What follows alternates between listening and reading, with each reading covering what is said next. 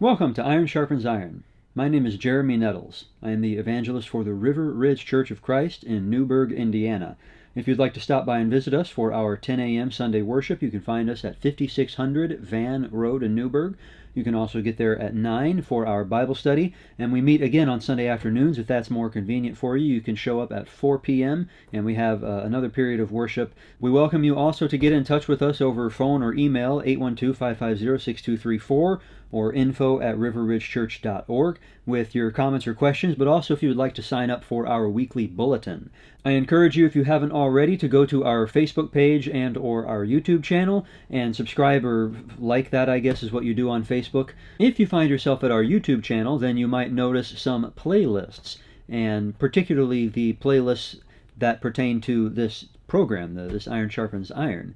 One of those is just called The Whole Bible, and it is a catalog of a whole bunch of different episodes that try to introduce the Bible to absolutely anybody.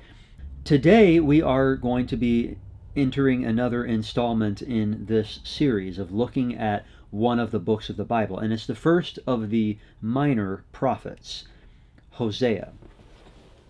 So the goal for today is to introduce this book. It's lesser known. It's not one that gets a whole lot of attention, and that's somewhat unfortunate because it's, I think, a rather important book. But we're going to not get into great detail, but we're going to browse through it, and I hope that it will give you some introduction and some desire to study it for yourself, considering that most people are unfamiliar with it. We're just going to be looking at sort of a surface level. But ultimately, the goal isn't just to understand what's going on in the book of Hosea, or to understand the story of the man Hosea and his family and all that God put him through. The goal is to see what it means for us today. Now, Hosea the man is as good a place as any for us to start.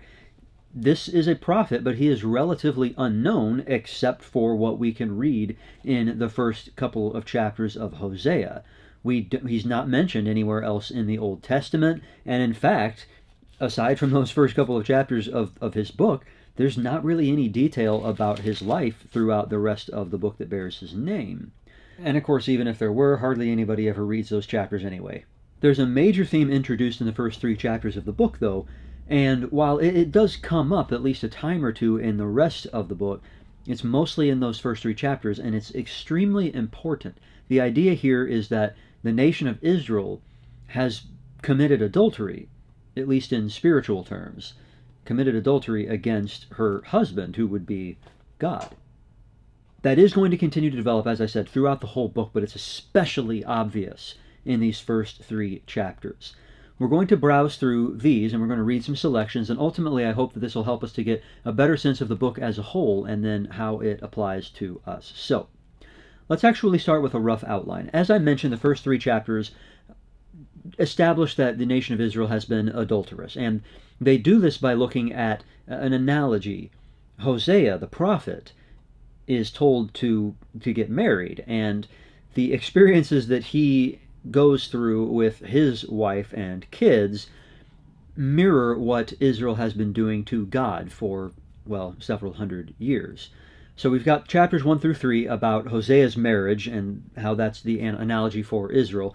And then we've got chapters 4 through 14, which cover everything else.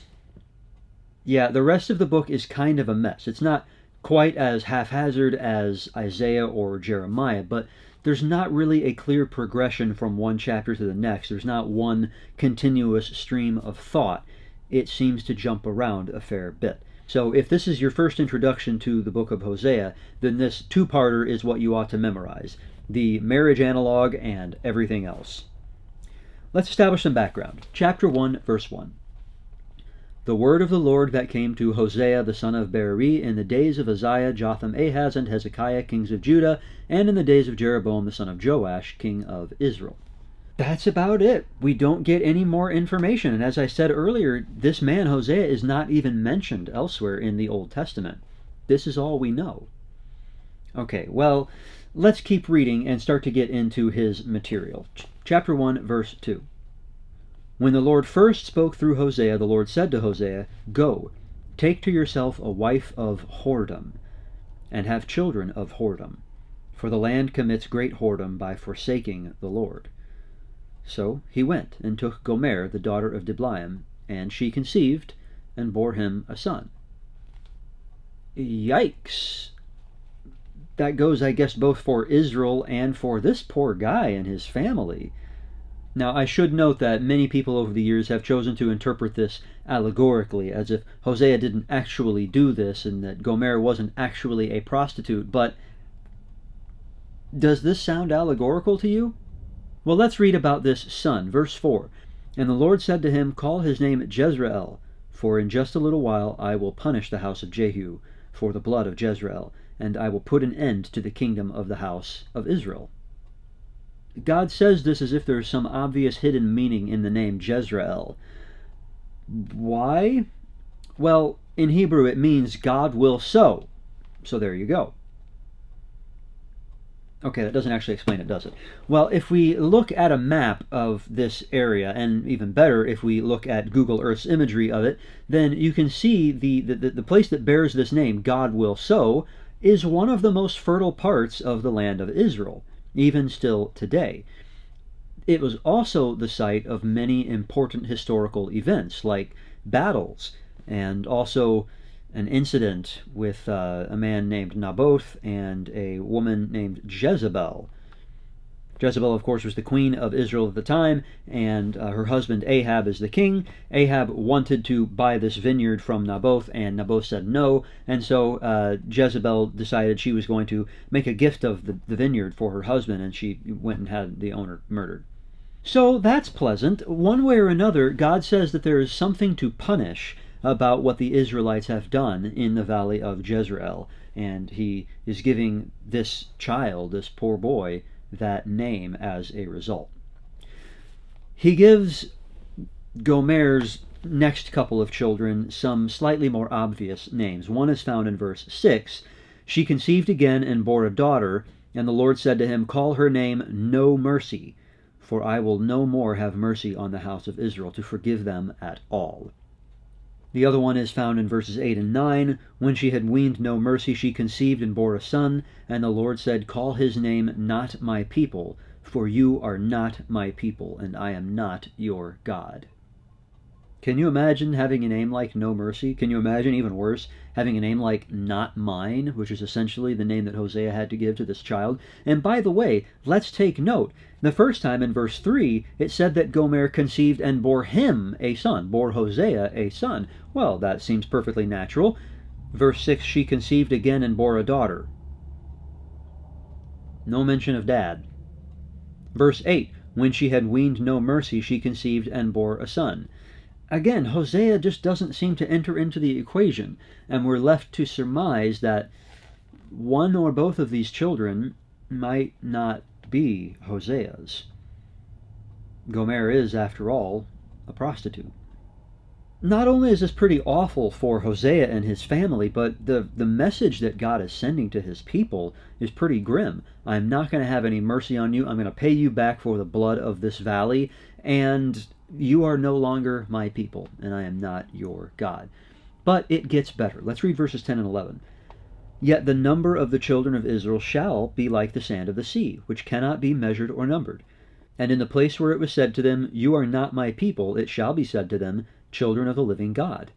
And the children of Judah and the children of Israel shall be gathered together, and they shall appoint for themselves one head, and they shall go up from the land, for great shall be the day of Jezreel."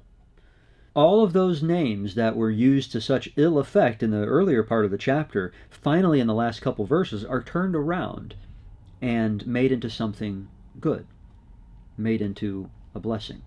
Chapter 2 continues with this analogy between Hosea's marriage and God's marriage to Israel, but it begins to explain better how exactly it is related to Israel. Let's read the first 13 verses of chapter 2.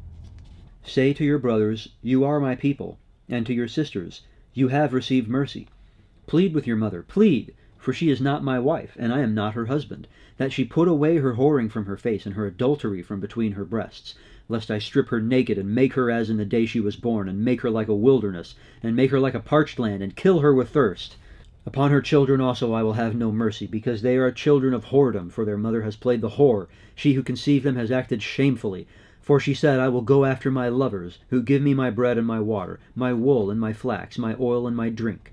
Therefore I will hedge up her way with thorns. I will build a wall against her, so that she cannot find her paths.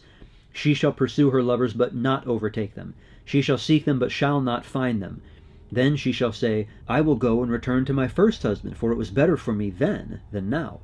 And she did not know that it was I who gave her the grain, the wine, and the oil, and who lavished on her silver and gold, which they used for Baal. Therefore I will take back my grain in its time, and my wine in its season, and I will take away my wool and my flax, which were to cover her nakedness. Now I will uncover her lewdness in the sight of her lovers, and no one shall rescue her out of my hand. And I will put an end to all her mirth, her feasts, her new moons, her Sabbaths, and all her appointed feasts. And I will lay waste her vines and her fig trees, of which she said, These are my wages, which my lovers have given me. I will make them a forest, and the beasts of the field shall devour them. And I will punish her for the feast days of the Baals, when she burned offerings to them, and adorned herself with her ring and jewelry, and went after her lovers, and forgot me, declares the Lord. In this section we can see God's anger, but also his jealousy, which is not the same thing exactly, is it? It's obviously justified. He's jealous of his wife, and she's going out after other lovers. Well, he says he's going to punish her, but why? It's not just about spite. It's not about retribution. It's that he wants to get her back. Let's keep reading, verse 14. Therefore, behold, I will allure her, and bring her into the wilderness, and speak tenderly to her. And there I will give her her vineyards, and make the valley of Ahor a door of hope. And there she shall answer as in the days of her youth, as at the time when she came out of the land of Egypt. And in that day, declares the Lord, you will call me my husband, and no longer will you call me my Baal. For I will remove the names of the Baals from her mouth, and they shall be remembered by name no more. Well, this leaves us with a better idea of the exact problem that God is trying to address here. We've got the spiritual adultery thing, but that was sort of an analogy. Baal worship is a big part of this, although it's not the whole thing. They were worshiping idols and not their Lord.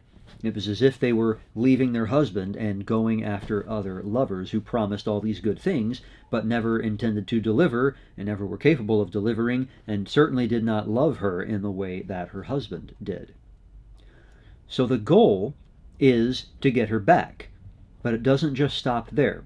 Verse 21, And in that day I will answer, declares the Lord. I will answer the heavens, and they shall answer the earth, and the earth shall answer the grain, the wine, and the oil, and they shall answer Jezreel, and I will sow her for myself in the land. And I will have mercy on no mercy, and I will say to not my people, you are my people, and he shall say, you are my God.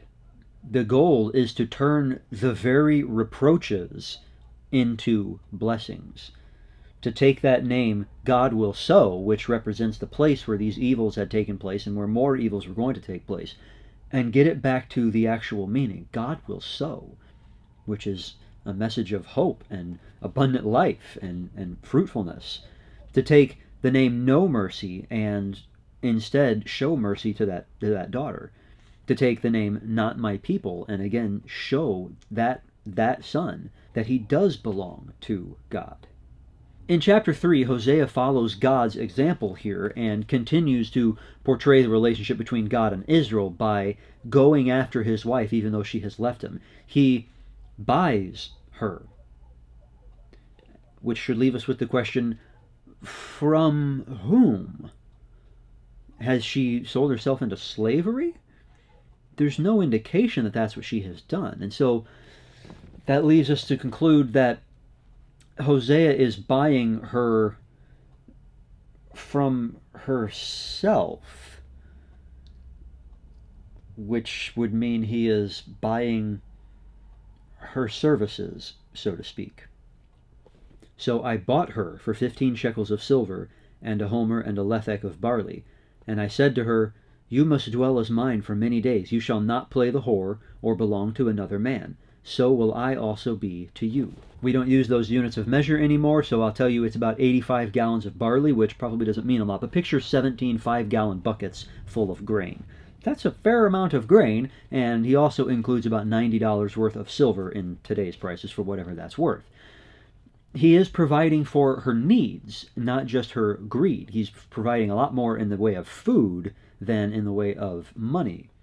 He is buying her services over an extended period of time. So that's kind of debasing for Hosea. And the point is that what God is doing with Israel in trying so hard to win Israel back to him is kind of debasing for him in the same way. And yet he keeps doing it out of love for her. Chapter 4 begins to show the shift. At the beginning of verse 1, "Hear the word of the Lord, O children of Israel, for the Lord has a controversy with the inhabitants of the land." From here out, God is going to outline the people's transgressions. And, well, let's just read a couple of verses after this. "There is no faithfulness or steadfast love, and no knowledge of God in the land. There is swearing, lying, murder, stealing, and committing adultery. They break all bounds, and bloodshed follows bloodshed." Let's jump down to verse 10 as well.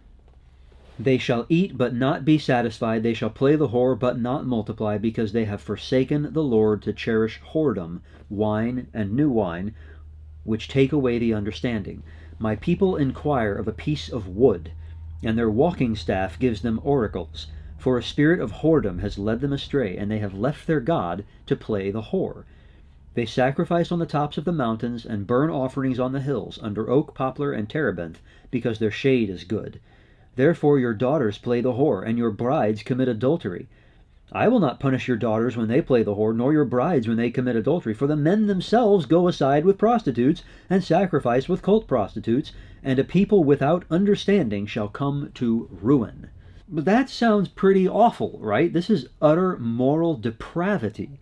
And in fact, we can see, especially in those last few verses that we read, that it's not even just a spiritual, metaphorical adultery in that the people are leaving their one true God in order to serve idols. In that process, they are committing actual physical adultery against their spouses. The women are acting as temple cult prostitutes, and the men are patronizing them.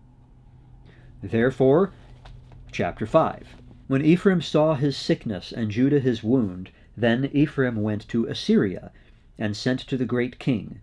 But he is not able to cure you or heal your wound."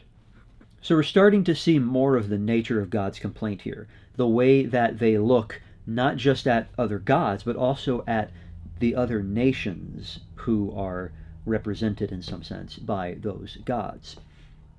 They're looking for, well, the Assyrians in this case, to rescue them rather than trusting in God. Let's talk about the geopolitical climate for a second here. The Assyrians were at this time an absolute powerhouse, and many were going to Assyria for help in securing their borders because they weren't the only game in town. And it usually worked at protecting them from, let's say it was the Egyptians or the barbarians to the northwest, or the looming threat of Babylon in the east, which was a bit southeast of Assyria. Did I mention Egypt already? And then, of course, we've also got Syria, who is at least the major power right in the neighborhood of Israel and Judah. Throughout this period, the Assyrians were, although the most powerful, they were not the only ones who were vying for control of, well, the area between the Euphrates River and Egypt. And so when these various nations would go to Assyria and request help, it usually worked. It usually did secure their borders, and it was perfect, but it turned out to make them a part of the Assyrian Empire before long, and they usually weren't expecting that. God says, in this case, the Israelites, it didn't even work. They were trying to get help from Assyria, but it wasn't working. As we move on into chapter 6, well, let's just read chapter 6, verses 4 through 6. "What shall I do with you, Ephraim? What shall I do with you, O Judah? Your love is like a morning cloud, like the dew that goes early away. Therefore I have hewn them by the prophets, I have slain them by the words of my mouth, and my judgment goes forth as the light. For I desire steadfast love and not sacrifice, and knowledge of God rather than burnt offerings." He's obviously using a metaphor there for the hewing and the slaying, but it's not entirely metaphor, is it? And yet, verse 7, but, like Adam, they transgressed the covenant. There they dealt faithlessly with me. For all that he keeps trying, they keep ignoring him. Chapter 9 talks about how this whole problem is going to end with their exile in Assyria and in Egypt. What happened there is that when Assyria took over the northern kingdom of Israel, they scattered these tribes to the winds. Some of them ended up in Assyria, some of them ended up in other places. We don't even know where all of them ended up. Some of them who weren't taken captive fled to the south, to Egypt, for protection. Chapter 11, verse 1. When Israel was a child, I loved him, and out of Egypt I called my son. The more they were called, the more they went away. They kept sacrificing to the Baals and burning offerings to idols. The idea is that Israel is being portrayed, who was portrayed earlier in the book, right, as God's wife, now is being portrayed as God's child. But he's ungrateful for God's nurturing, and he turns away from his father. So, I wonder what's coming. Well, chapter 11, verse 5.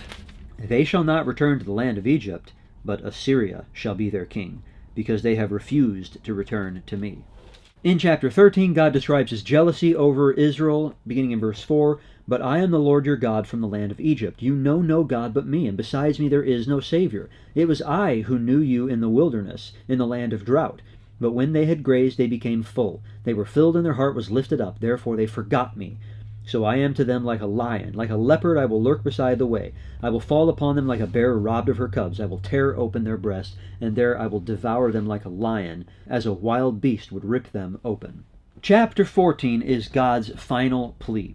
Let's read the whole chapter. Return, O Israel, to the Lord your God, for you have stumbled because of your iniquity. Take with you words, and return to the Lord. Say to him, take away all iniquity, accept what is good, and we will pay you with bulls and vows of our lips. Assyria shall not save us, we will not ride on horses, and we will say no more, our God, to the work of our hands. In you the orphan finds mercy. I will heal their apostasy. I will love them freely, for my anger has turned from them. I will be like the dew to Israel. He shall blossom like the lily. He shall take root like the trees of Lebanon. His shoots shall spread out. His beauty shall be like the olive, and his fragrance like Lebanon. They shall return and dwell beneath my shadow.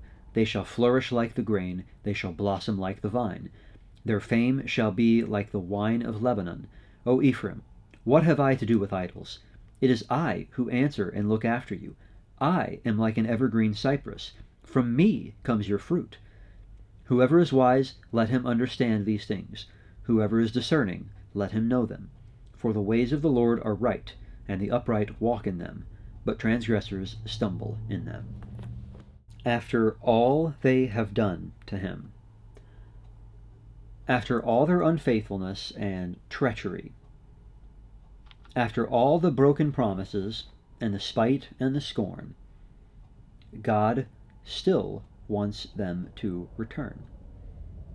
He still promises them blessings. He still loves his adulterous wife. At the beginning, I said we would get a better sense of this book, and I hope that that has happened. And I said we would get a better sense of how it applies to us. We are not the nation of Israel, let alone the northern kingdom itself. We didn't enter into a covenant with him on Sinai to follow Moses and to keep the laws given through him. We didn't cross the Jordan to enter our ancestral homeland, but we have been called, just as they were. You Christians watching this program have entered into a covenant with him to follow the prophet like Moses, to keep his word, and to enter an eternal homeland.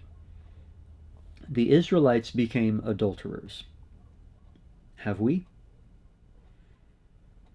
God looks at idolatry as adultery against him.